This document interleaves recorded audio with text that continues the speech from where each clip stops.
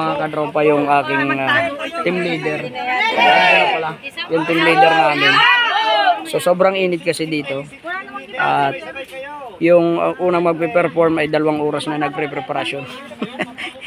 Hindi kailangan kasi makuha nila yung sabay-sabay na paglapag, pag-angat ng rubber boat.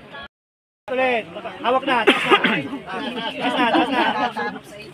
Ready to down boat. Ready to down boat. Ready. May nasalita, narinig kayong ready. Ang sasagot nyo, ready. Ready to down boat. Ready to down boat. Ready. Down easy. Sabay-sabay kayo, down boat muna. Down easy. Oo. Wala exemption. Ready! Up boat! Up boat! Init na naman. Down boat. Down boat. Ulit. Wala kang ready. Ready to down boat. Ready to down boat. Ready. Down boat. Down easy. Nice one. Okay, pwede na. So ito kailangan mga katropa talaga. Yung pag-command, kailangan lahat ng kasama mo, lahat ng miyembro mo ay sabay-sabay. Pwede kayong tulungan. Yung pag-angat. Pero hanggang maaari, kung kaya nyo buhatin, sir, pakibitaw na sir. David, pabaya mo na sila. Para ma-experience din ninyo na kayo talaga yung bubuhat. Shoulder carry. Kasi sa tubig, hindi namin kayo tutulungan. Yan yung shoulder carry na tinatawag, nakapatong sa balikat. Balikat. Yan. Bitawan kamay. Yan. At dito naman mga kadropa, yan, itinuturo nila sir kung paano gumamit ng bucket relay. Ito yung mga trahedya na hindi kayang pumasok agad-agad ng ating mga Bureau of Fire Truck. Yung mga fire truck, ito yung senaryo kapag wala pa yung mag-aapula ng apoy. So ito yung itinuturo nila, yung bucket relay. Yan. Yung bayanihan kung tawagin. Tapos doon sa bandang yun, yung pag-retrieval ng mga nalunod o inanod. So itinuturo naman doon sa bandang gitna na yun. Tinuturo nila sir kung paano yung tamang pagsagip at pagkuha ng mga nalulunod.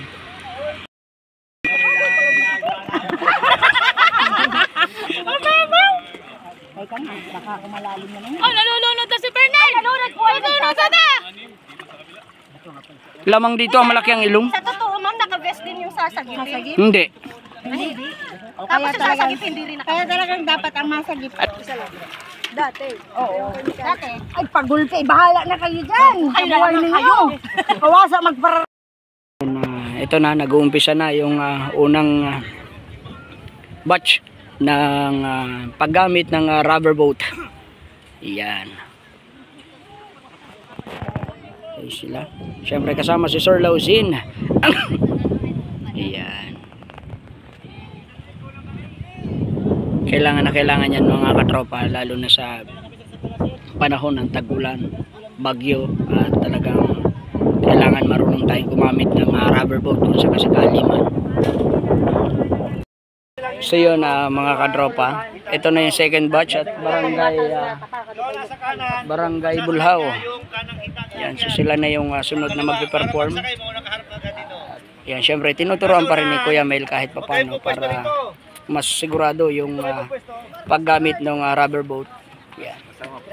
Ayan. Siyempre si Kagawad Sardinia. Mamaya ito ang pinakamalupit sapagkat yan yung barangay ng Dadray. maneuver daw, maneuver to the right. So iikot.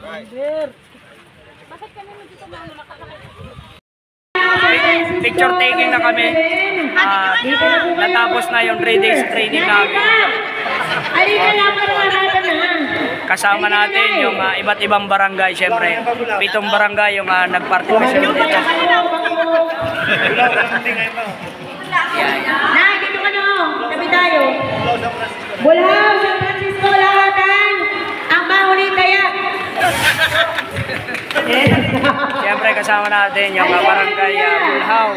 Wala ka na yung Lahatan. Malang saya. Ay, Kagawad, dali ka na. Kagawad. Dali. Dali mo ka naman na.